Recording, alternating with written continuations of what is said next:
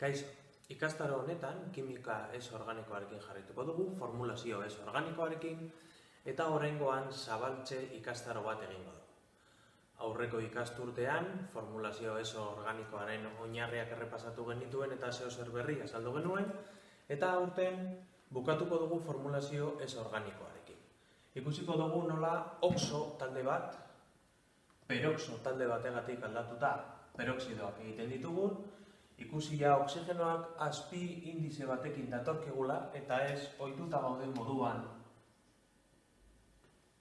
horrela ikusteari, bai? Horrela ikusten dugu normalean edo orain arte ikasi dugun formulazioan, eta orain ikusiko dugu O2 horrek peroxidoak egiten dituela. Hori berak, baina elektroi bakar bat faltan duenean hiperoxidoak egingo ditu.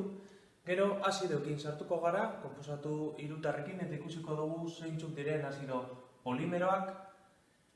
Pasaren urtean ikasi genituen azidoi bider koefiziente bat ken hainbatun molekula ken bat, peroxoazidoak, azidoi oxo talde bat aldatu peroxo talde bategatik, tioazidoak oxo taldea azufre bategatik aldatzerakoan, gero gatz azidoak, gatz basikoak eta gatz aniskoitzak ikusiko ditugu eta bukatzeko adizio konposatuak. Hau izango da, aurten jakin behar dugun formulazioa.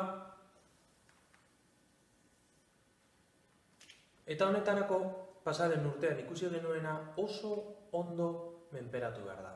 Hortaz, egin beharreko lehenengo lana, bada pasaren urtean ikusi genuen formulazioa errepasatzea. Aurrera!